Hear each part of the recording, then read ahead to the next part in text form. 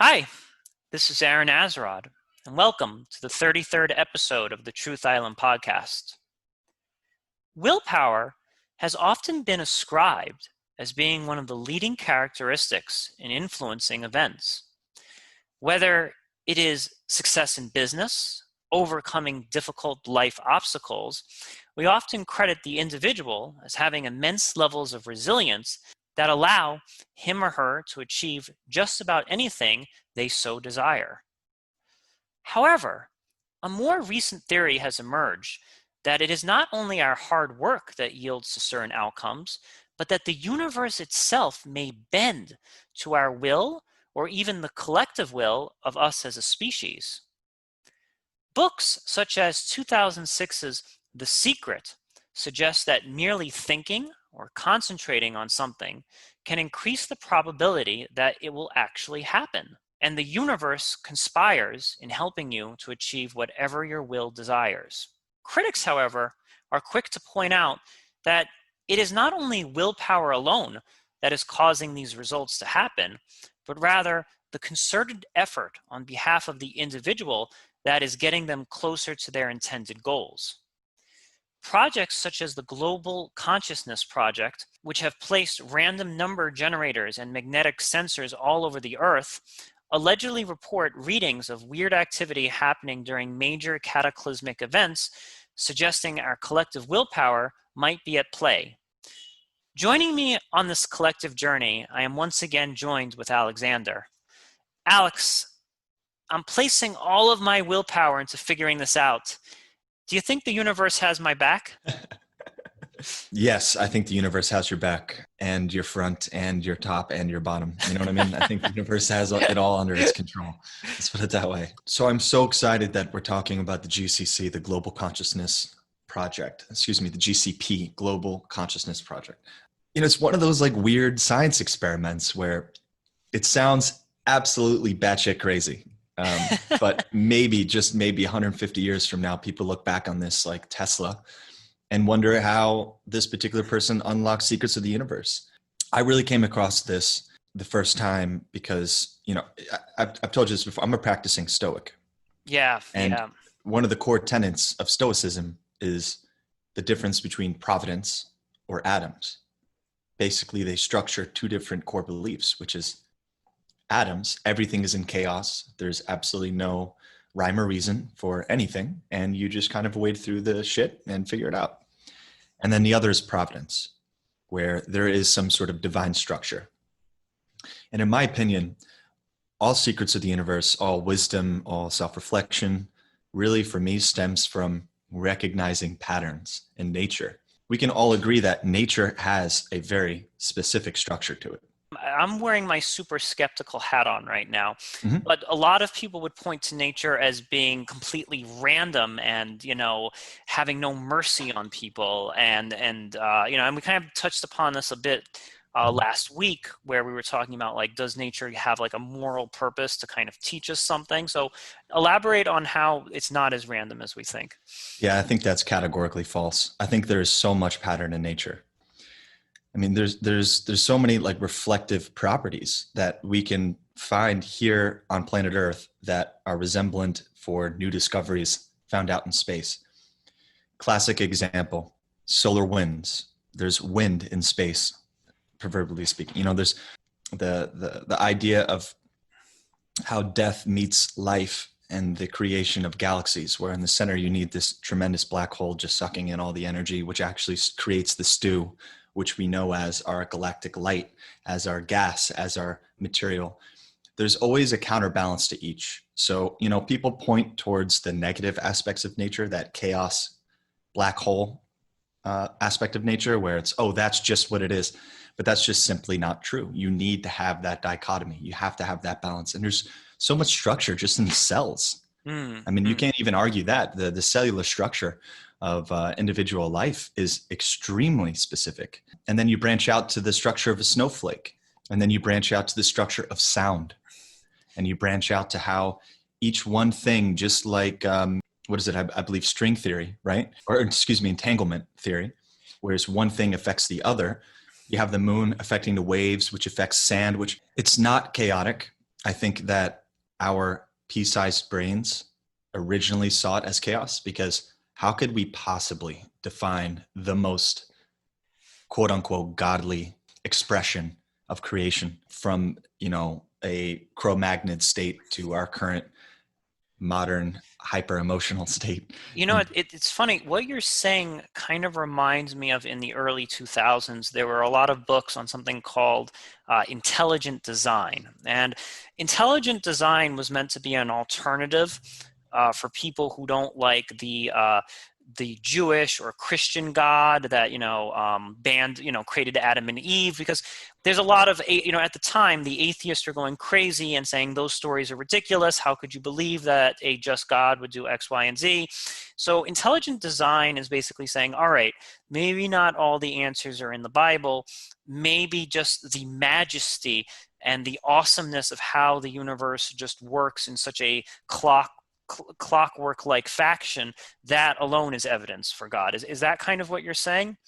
Absolutely. But I would say that really the cause for that, in terms of the jostling for position in theology, was more coming into the internet age and people trying to get a profit share of information out there.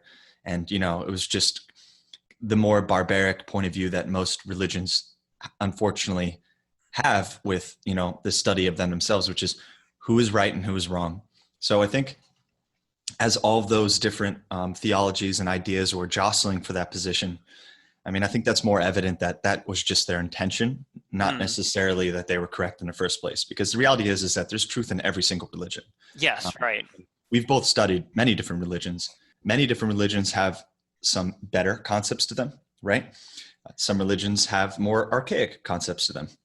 And I was raised Christian. I actually preached Presbyterian churches when I was like 16, 17, and eventually went overseas to preach in Africa. So my ideas were always this a little bit more of like a rebellious take onto it, a little bit more of a humanist approach, because how could one thing be right? The whole intelligent design argument, for sure, there's 100% intelligent design, but we're not intelligent enough to see the macro. So it's like looking through a pinhole and expecting to understand a 360-degree view. Like it's a ridiculous thing. So, the fact that people are coming from that place, it's, already I would say that their skepticism should be discredited immediately, because how do you define ultimate? Speaking to someone a few days ago, and I said, like, understanding the universe for us as humans is like trying to explain how Congress works to a dog. And it's like you can teach a dog many things. You can teach it to eat and stuff, but I'm like, its basic biology does not allow it to understand how something like Congress works. And I think that we as humans also need to kind of submit to that same level of humility of like, okay, we are not infinite. We have 10 fingers, we have 10 toes, and there's just no way that we're going to have that, like you said, macro view of the universe. 100% humility is key. And I think core spiritual part of my acceptance of providence over atoms really has stemmed from my sense of humility, right? Where it's like, oh, I'm not riding this ship 100% of the time. Every decision is up to me because I'm in chaos. Therefore, I'm in full control. It's like, you're fooling yourself, like maybe I would have argued differently in my younger years when I was far more arrogant and just totally pig-headed and a lot more dumb. But now, just with how life has kicked me in the balls multiple times, I can effectively say that I'm not in control of shit. One of my favorite quotes was Aristotle, right? One of my favorite quotes was Aristotle. He said, if there's one thing that I know, it's that I know nothing. That is 100% accurate. Yes. And then I think that's also like even reaching back to Socrates, like ignorance, like we all are ignorant in some way. Now you had a very, very interesting study involving a plant that you want to share with us. So let's get into this, because I've been waiting a long time for this. Sure. So yes, so Providence, all this really led me to this amazing study, the Global Consciousness Project. And it started in 1998. Basically, the way they set it up is they had an empty room, right? And they put a light in the center of this empty room, and it randomly generated which angle it's going to be shooting some of its UV light on. So it's spinning around the room, just hitting different corners at different times, totally random. Like a random disco ball kind of thing. Exactly, Okay. exactly, like a random disco ball. And they ran this for a few hours to get a control, right? Before they add the variable into an experiment. So Sure. they started to add the variable now. And what they did is they put a plant into the corner of the room and they ran the same random generator. And the Now, room's completely dark, right? completely dark. The only Yeah. light is from here. So basically, they made a finite resource for a plant, right? It's the one thing it needs. So, well, and water, but of course, it needs light. So what they found is that there was a disproportionate level of light on the plant after they added it into the room. This experiment is allegedly repeatable. And what they found is that the data that they collected from that correlates with the hypothesis that intelligent life, whether it be plants, living organic life, somehow gets what it needs and reshuffles the deck in terms of odds and probability for it to achieve what it needs to sustain itself.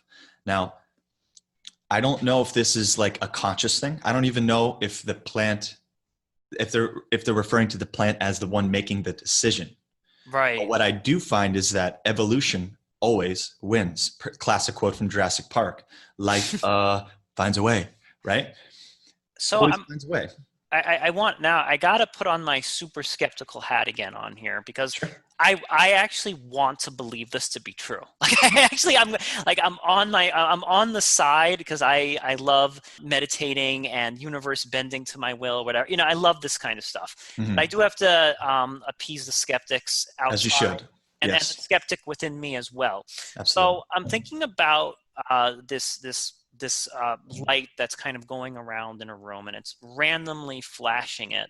I'm wondering, is it possible for, like, when they're measuring the light intake on the plant, do you Mm-hmm. think it's possible that the plant adapted to the fact that it's really dark in this room and maybe it absorbed, like the like maybe it, like the light shined on the plant a certain amount of times, but then the plant has some kind of inner mechanism that allows it to utilize light, the little light that it's getting, it was able to kind of utilize in a more economical fashion. Do you think that that's at all possible? I see what you mean. Like, as in, if the top half of the plant just happened to get more light, that the plant somehow decides to have more, like, what is it, photosynthesis? Something, But the top tip, some kind of right? adaptation function of the plant to be like, okay, it's like, imagine, for example, I cut your diet in half, right? And you're Mhm. living off half the calories that you are currently consuming.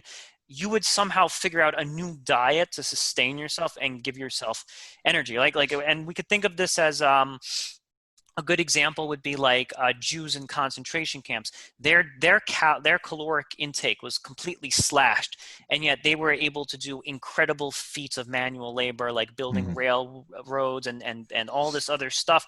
And it was sort of an adaptation process where the plant learns that, like, okay, I'm getting X amount of light. I'm somehow going to do something differently to process this light. Yeah, I think that that's entirely possible, but I also think that that proves really the hypothesis in a way, where there is an adaptive nature to every dynamic in this universe, including the way the universe dispels resources. Did they actually count the frequency count of the times that the light like was on the plant? So if let's say the plant was at a 45-degree angle, let's just Mm. pretend that for a second. Did they count the number of times that the random light shined on a 45-degree angle and said, whoa, 45-degree angle comes up more times than any other degrees, meaning that the randomness of the flashing light is favoring the angle in which the plant Right. is positioned? I see what you mean. Like, did they figure out how alignment will affect the ratio of absorption? Because, like, they if the way you're describing it is that the light was distributed completely randomly, so meaning it Hmm. would go at 23 degrees, 22 degrees, 7 degrees, 110 degrees, so Right. that's completely random. So I'm wondering if they had some kind of tally of, like, whoa, we put the plant at 45 degrees and out of 100 flashings, 25 times it actually shined in a 45-degree angle, meaning that even though this light is supposed to be random, it's like artificially shining in a direction that it normally, by probability's sake, it should not be shining in. 100%. I can't say for sure if they did the 45 angle thing, Yeah. but I mean, your questions are totally valid, right? Like the fact that we have to split hairs on this much is definitely a good sign. And it's a it's a testament to how we should be using science in the first place, which is accurate, repeatable, measurable results, right? Yeah. But here's the cool thing is they actually took the same experiment and put it 100 times around the world Hmm. with multiple variables and allegedly was able to tap into a global consciousness. That's why it's called Global Consciousness Project, where they were able to measure fluctuations in the Earth's consciousness to such a measurable degree that they say it was 1 in 1 billion chance that they are inaccurate. Now, look, this is some crazy science. So by no means have I skimmed through multiple reports and, read their findings and conducted my own, counter skepticism research into it. I'm just a casual observer watching this and going, well, how does my life fit into that? Does it fit into that? Am I convening myself by believing it in the first place?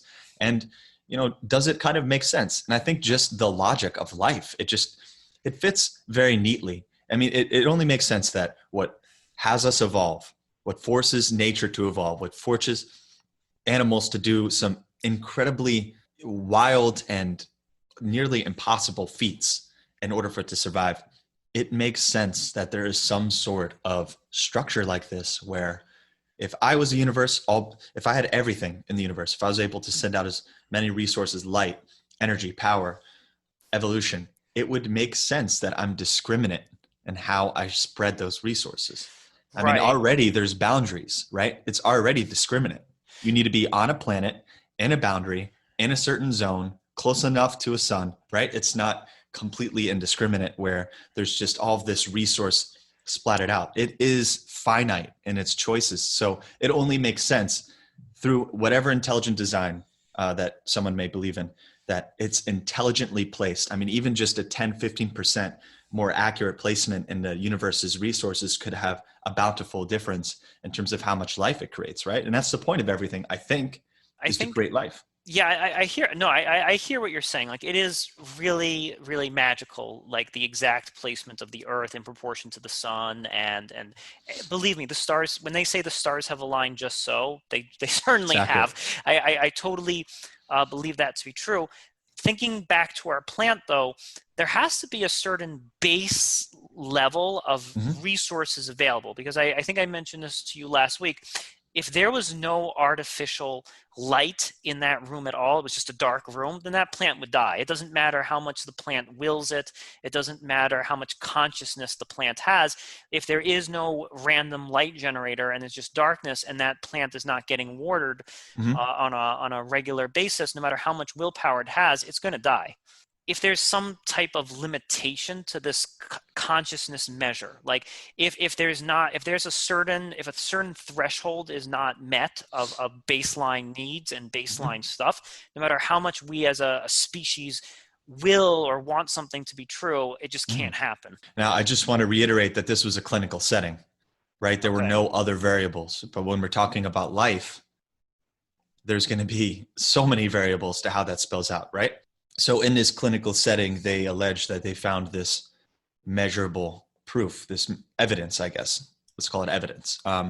Measurable evidence that this is in fact what happens. So now if you open it up to just how vast our world is, where it's multiple people maybe doing something similar, it's multiple animals, it's also the environment of the wind, it's the environment of nature. I mean, if you add all that in, how much deviation is there? And that's a solid question. And I don't know if you can ever measure it, but I take a lot of solace into the idea that your thoughts mean something, and also there's some sort of continuation to that because thoughts are the most powerful thing ever created on this planet, hands down.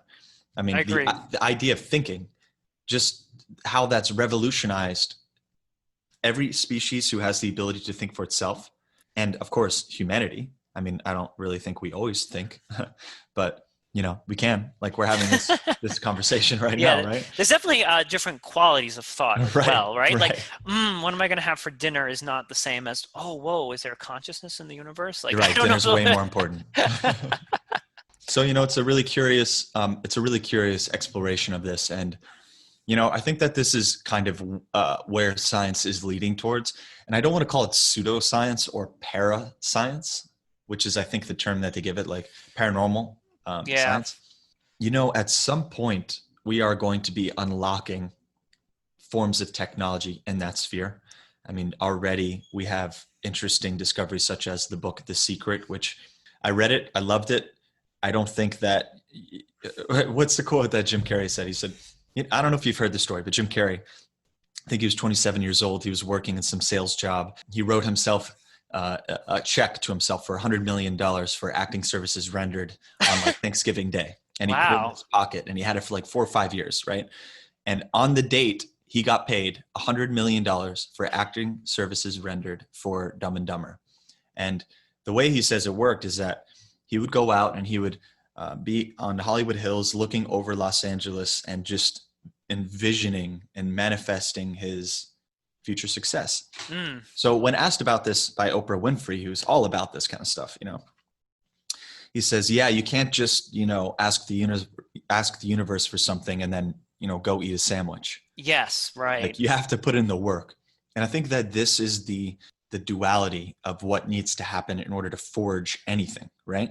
In order to forge an idea into a reality, it's like you have the idea that only goes so far. You have to back it up with action. And maybe that action creates a new vibration into the universe, which helps reinforce this goal, similar to how having a spinning light reinforces the plant, where it's like the plant can't just say, I need light and sit in a dark room, right? There has to be some sort of action, some sort of exchange, some duality of things where it gets what it needs. And I think, that's really the difference between The Secret and reality, where you can be forging those things.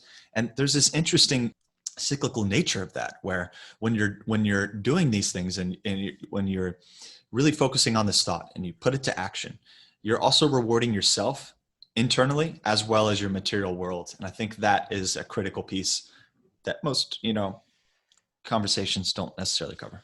Well, first off, I'm going to write myself a check for $1 billion after this. Great. Thank you.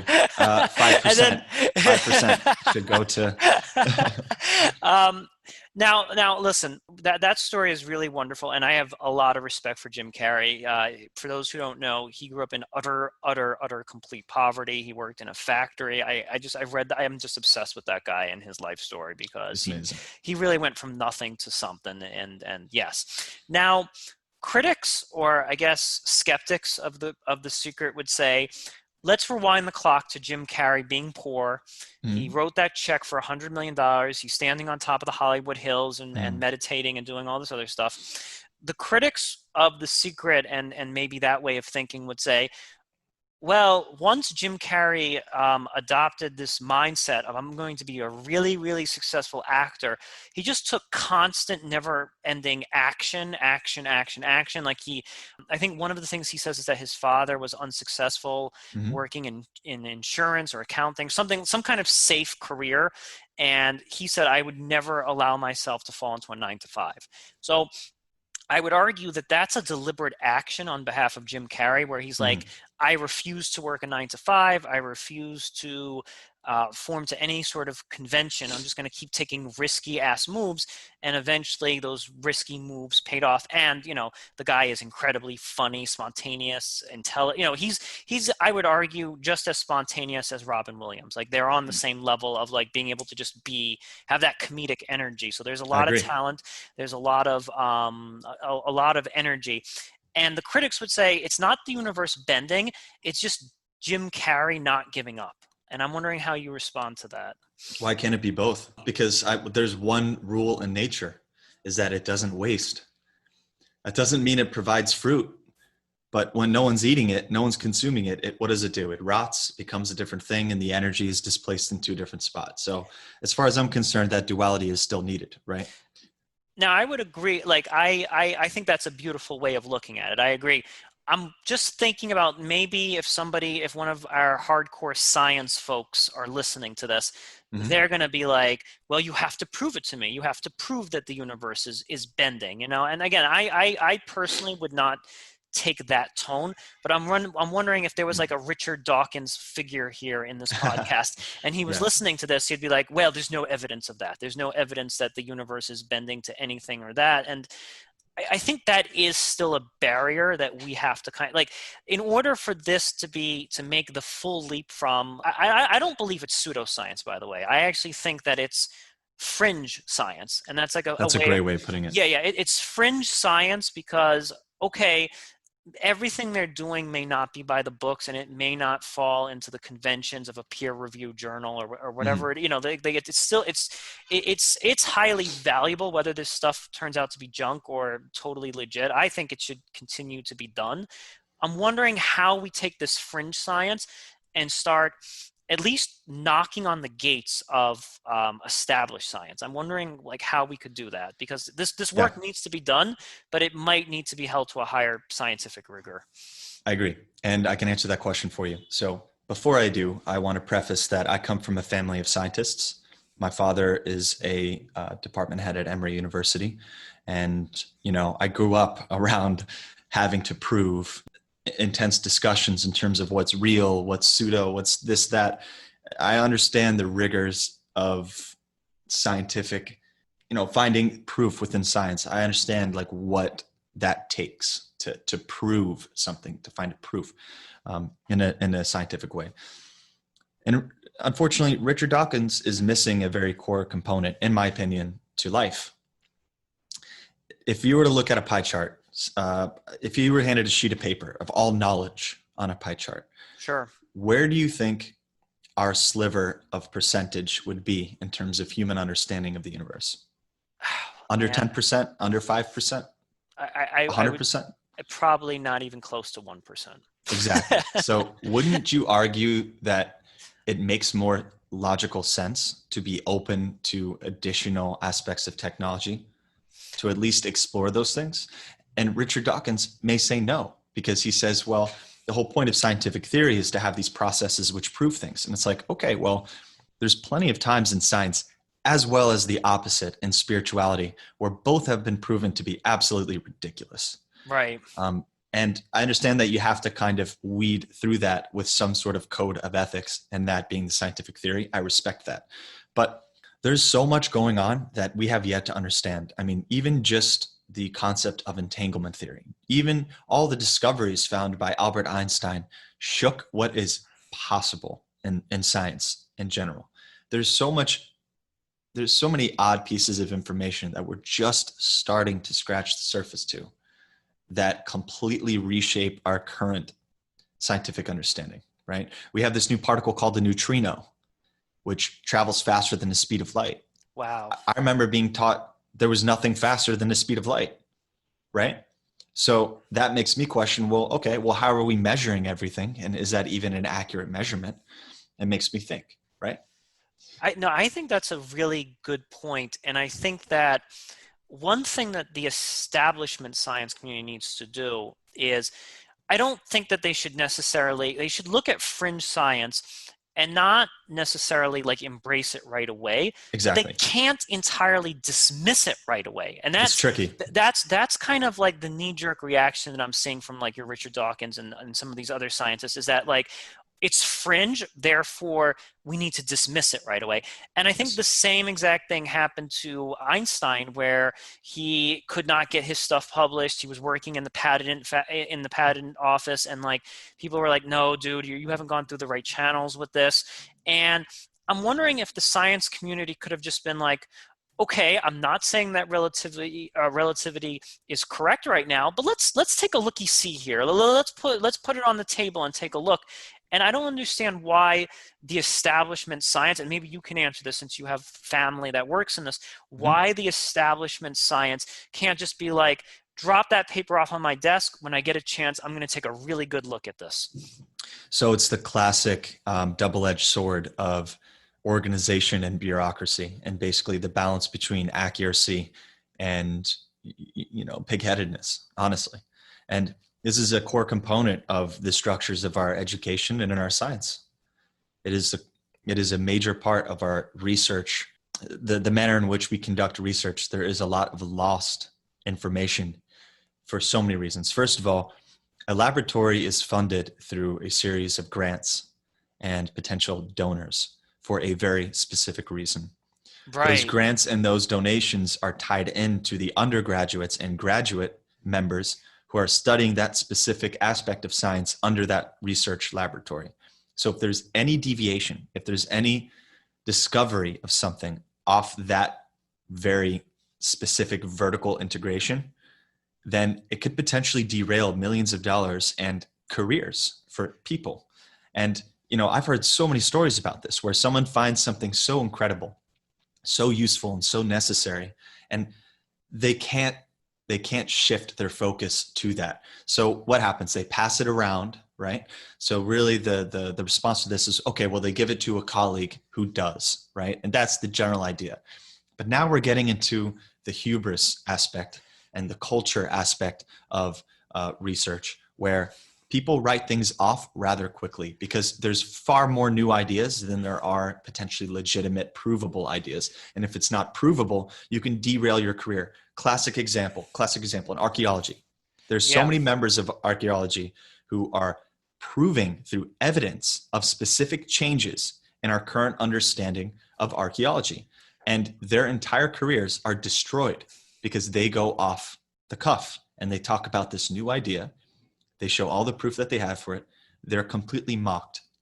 So I don't know if the other way is better, quite frankly, but there absolutely should be some sort of mystery to unlocking these higher questions of the universe.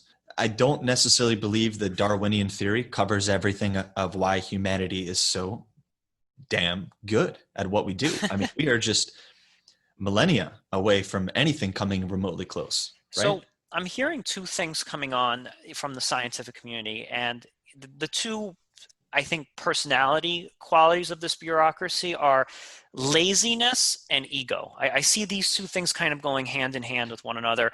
Ego because, well, if this new guy or this new gal comes along and proves something, well, then all my work has been a waste. Like, imagine you've got a PhD, you're 77 years old, you spent your whole life operating in a certain paradigm. Now some, young 20-something comes along and disproves all of that. My life is an utter complete waste. I'm like, Jesus, like I just spent the past 40 years studying this one singular thing. And now all of my life's work, it's like you can have an existential crisis at 78 years old, having dedicated your life. So there's destruction of people's ego. That's number one. Laziness in the sense that if someone does invent a new paradigm, then we have to kind of like reinvent the wheel and we have to like reinvent our complete understanding of everything. Would you agree with those two, that assessment? Yes, but I would exchange laziness for like effective decision making, because in my opinion, people working in science are the least lazy people I've ever met. Oh, I Hands agree. down. Yeah, for sure. But at the same time, they have to make a decision. Be like, is this worth my time? Will I get something at the end of my time that reinforces my study? Will it reinforce my research lab? Will it reinforce my ultimate agenda, which is to fix one thing? If I could fix one thing in this world, then I'm one of the best scientists who's ever lived. I mean, that's the bar. It's so difficult to solve one thing. It's so difficult to fix a single disease. It's never one person. So I agree with you. Like, science people are some of the most logical, hardworking folks that I've ever seen, and they're wonderful to talk to. yeah. I am wondering, though, if some of them, I'm not going to just paint a huge, cover them in a huge blanket. I'm wondering if some of them, though, have deviated away from philosophy, though, because in philosophy, the ultimate value is to be a lover of wisdom and to be a lover of truth. And you could be a really hardworking scientist. You want to win a Nobel Prize or win something awesome. But at the same time, if what you're doing, like, you might be able to win a grant or win a prize for something, but if you're deviating away from truth, I think this is where science might be going in a dangerous direction, because it's completely branching away from philosophy, which is like, don't worry about the money, don't worry about the prize, don't worry about the recognition, just follow the truth, like a dog on a hunt or something. You're just following that truth, and I think that might be a dangerous direction that science is going. So, the best scientists I've met are actually very philosophically grounded, and they Yeah. strike a wonderful balance between the unknown mysteries of this universe and the things that they discover within it.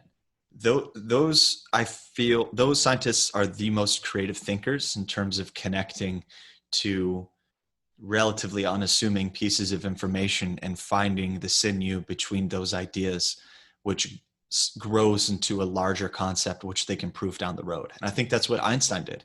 He understood the space in between different mysteries and asked the right questions along the way and found, oh wow, I'm following this breadcrumb to this amazing idea, which is the theory of relativity. And also, yeah, maybe time travel is real, and that's what happened with Einstein. Now, the biggest problem is really the system, I think, that they're not rewarded for this. Yes. And the Yes. incentives to their work has to be effective. So they have to make effective decisions. So it's a classic example is Egyptology. One of the most argued aspects of science, of anthropology, of archaeology there is, right? Classic example is the Sphinx. How old is the Sphinx? How do you prove what its age is? And what is that in relation to our known history? One of the most disputed arguments in archaeology. There's one side that says, well, we've taken soil samples. We know exactly how old it is. It's only 1,500 years old. And then on the other end, you have, okay, well, we took erosion samples from the actual surface of the Sphinx as well as the ground and discovered that no, it's more likely twice that age. Now, those that say it's twice that age get absolutely laughed at and immediately shunned out of Egyptology, because Egyptologists tend to settle in what they know and say that this is the way, and deviating from that can be a dangerous course. I can't say why, I can't say much more than that, but just from articles I've read and discoveries I found, that's a taboo conversation. It's a taboo aspect of archaeology. It's the third rail of archaeology. Right. So I agree with you that the incentive system is perverse because you could get punished for deviating too much. And I think also adding in the philosophical training or the philosophical mind to the science is going to make it a lot richer. Let's move back to the issue of willpower and so forth. So the study, they also did this work with measuring the magnetic energy and also a random number generator spread across the Earth. Could you expand upon that a little bit more?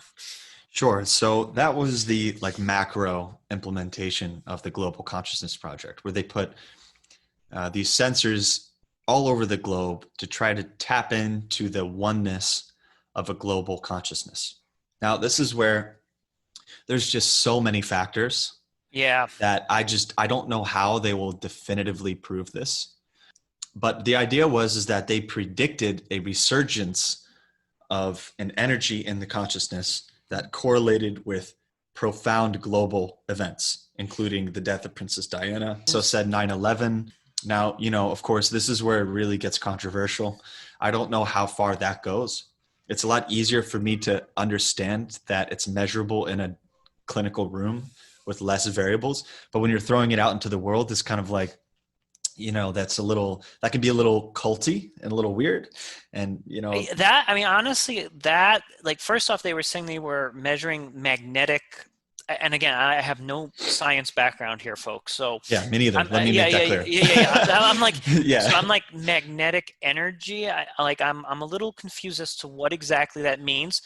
And then the questions I also have is, why is magnetic energy correlated with consciousness? So if they're measuring our consciousness, where is the relationship between magnetic poles or magnetic energy on the planet and our consciousness? That I'm not seeing.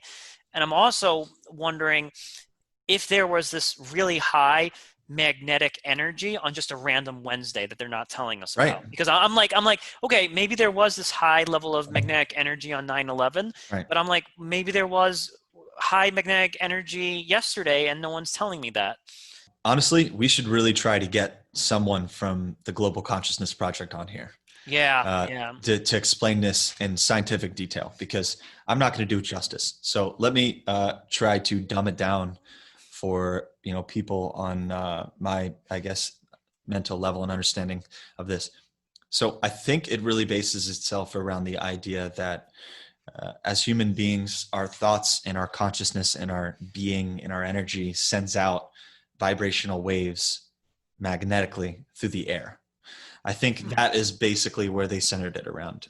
And anything beyond that, I can't say definitively is true or false, but I'm pretty sure that's how they chose magnetic energy as the way that they measured it.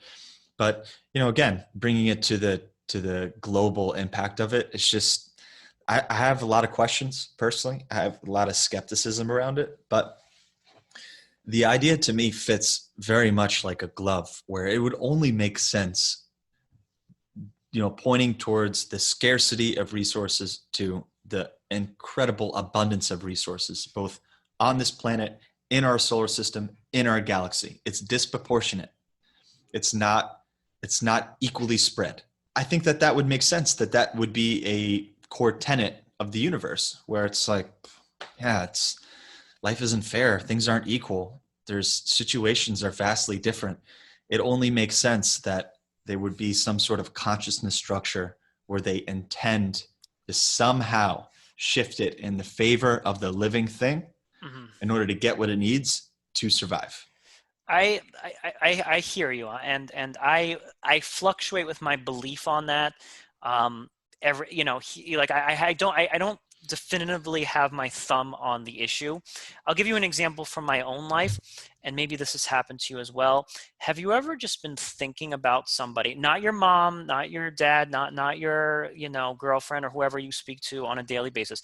Have you ever been thinking about somebody that you haven't talked to in years, like really, really years you have not talked to this person, and you're thinking about them, and then boom, you get a text from them, or boom, you hear their name, like somehow, or they message you or get a phone call from them like an hour later, within this like very, very, very small window of time.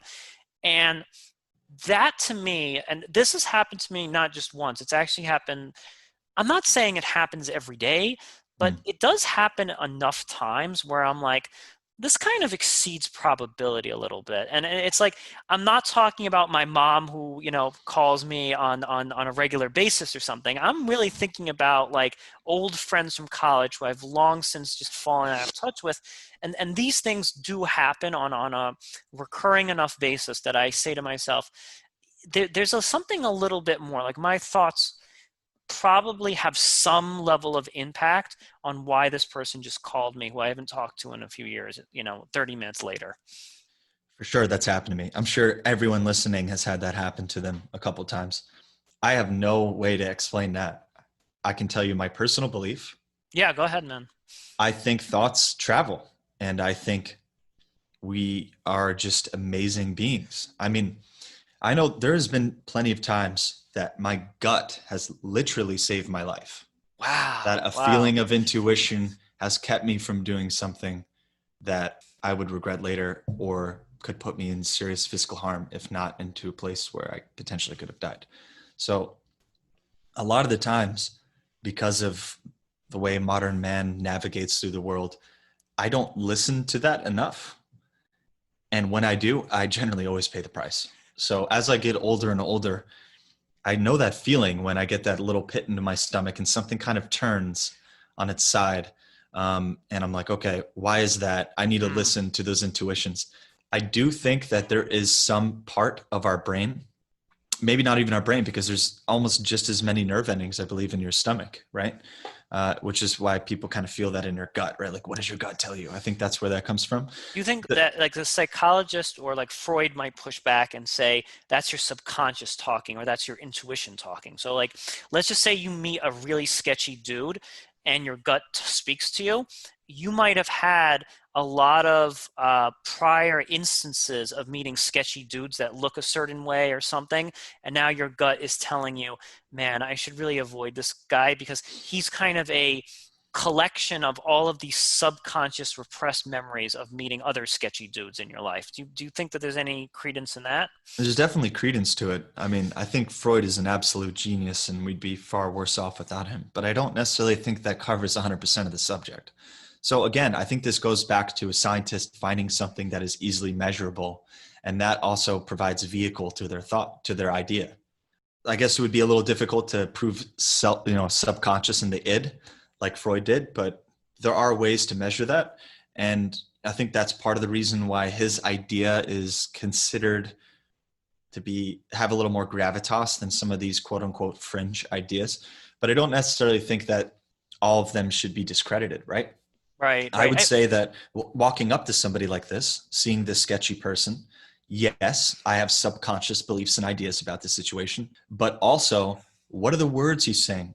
What about the linguistics of what he's saying that's like sewing in these ideas? And then how do I feel about the words he's saying? How much emphasis is he putting on like an undercurrent of violence that I'm like, oh, this is escalating, right? Yeah, I yeah. mean, females can talk about that all the time, right? They're sitting down in a bar and they have some guy talking to them, some stranger. They can hear if this person's a little bit strange, a little bit weird, and they Well, have that intuition guide. Is that the id? let's move it away from people for a sec, because I think Okay. people come with a lot of like packaging, if you would.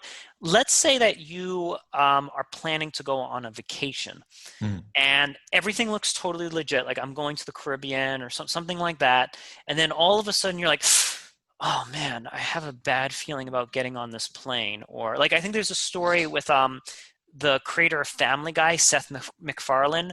Mhm. He was actually supposed to be on the plane that was No. involved in 9/11 or something, and maybe that was like his gut, or he overslept or something was going on where he didn't get on that plane. Like something Wow. something happened, like the universe somehow bended and he didn't board that plane. And I think that kind of stuff is more proof positive that the universe is bending to our gut or to our will, because when we're evaluating the speech patterns of a sketchy person or something, that might be our subconscious and our bias coming into it. But if it's some random vacation or some like, should I get on that plane kind of feeling, that I think is like really the universe grabbing you. Have you ever had an experience like that before? Yes, I have. But, bringing up the Seth MacFarlane example, it's also like, well, okay, did the passengers who did end up on the plane will themselves there? Why is it indiscriminate that this one individual would have enough intuitive hits to know not to get on when in actuality like 150 other people didn't? Yeah. That raises a lot of like controversial questions, and I don't know how to answer that, but I can say, for sure there have been plenty of choices that I've made purely off of my intuition, purely. And I don't think that's a problem. I don't even think it's necessarily always an accurate means of living either. I think it's one of many different sources of information that a human being should draw from in order to come to a specific conclusion. Yeah. Like I always go into a probability as well, right?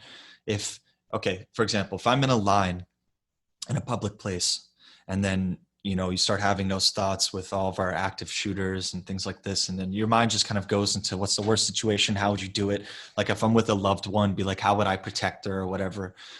I always go through probability. It's like, okay, even if the event happens, what's the probability that I would get hit? And then I look at the amount of people. So I could have an intuitive hit where I don't necessarily feel where I am or what I'm doing is safe, but I still understand that risk comes with life. And you also need to weigh the logical portion of this, which is what Right. would the probability be of me doing that? And I think those in tandem, again, the duality of it all, it's not one specific thing. So How about also, I'm thinking the post rationalization of stuff. Like a lot of people will have something bad happen to them, they'll get fired from their job. I'm like, well, if I hadn't gotten fired from that job, I would never have met my wife, and blah, blah, blah, blah, blah. So I'm wondering if some of this universe bending is post rationalization of bad stuff that happened to you to then explain something good. that's a really, really good question. I think there is a structure in humanity where we just decide that coincidence and destiny took things over Yeah, there is. to convene ourselves out of the chaos. And then I would also say that there is such thing as destiny. There is such thing as that structure. I think that there's multiple destinies per person, and that a series of choices leads you down a series of paths. I mean, it's just like how we can predict how a dog would walk into a room. Every dog is different, but there are certain behavioral patterns which guide them throughout that process. Right. The dog's going to come in and sniff the ground, or maybe walk over to the food, or wag its. There's a million ways that if we were to put that idea into some sort of action, we could assume specific things that will happen. But I think overall, it's really just an interesting balance. And the study of this global consciousness project is delving into one specific aspect of it. And no one else is doing this. No one else is assuming consciousness, choice, all these things are creating waves, are literally creating a physical change. Have you ever heard that one study? I think we talked about this once, where I think it was a Japanese scientist who studied water, I believe. And if it's like yelled and berated at, the structure of the water changes. No, I never heard that one. That's So interesting. he put all these different slides under a microscope and studied the cellular structure, the actual structure of it, Yeah. to water that was like yelled at, or maybe it was snowflakes or something like this, that was yelled at, then some that was preached love, and then some that was happy. All these, and they would be basically, is very fringe, right? But they'd be like yelling emotions towards these things and seeing if it affected the cellular structure. And there's a lot of evidence in that, a lot of image evidence to his studies. And, people are asking, okay, well, these thoughts, are they doing the same thing to me? Is there some sort of central operating system that covers all these different aspects of my physical, my mental, and my spiritual? Do they all come into one central place? And if so, wouldn't that be thoughts? Yeah, there's a lot of questions I have, like if the volume and the tone and the pitch of all of these things were exactly the same. But I think to kind of conclude here, It's a good point. we need to be studying this stuff a lot more. I'm not saying that we should just embrace the Global Consciousness Project and just be like, yeah, welcome aboard right here alongside I microbiology, agree. and teach it in college yet. Like, we're not at that level. But I think that we need to be studying these things. And there is, I think, also in, again, no science background, but I think even in quantum mechanics, there is this idea that something will react differently just by looking at it, like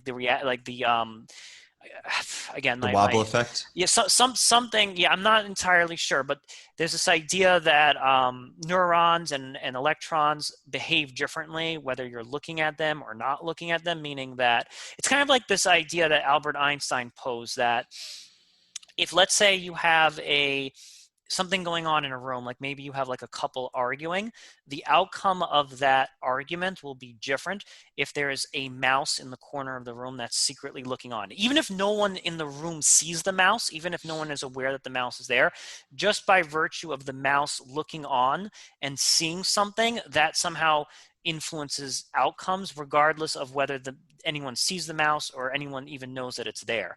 And that's like a crazy thing, that a fly in a room can actually make some kind of difference in outcome even if no one sees the fly. It only sees you. I'm going to look into that after this. Honestly, that sounds really interesting, up my alley. Yeah, I have a lot of questions with that too. There's of course there's a relative aspect to these comments too, right? Like, yeah, it's incredible. Alex, thank you so much for being on the show again yeah, today. anytime. This concludes the 33rd episode of the Truth Island podcast. I'm Aaron Azarod.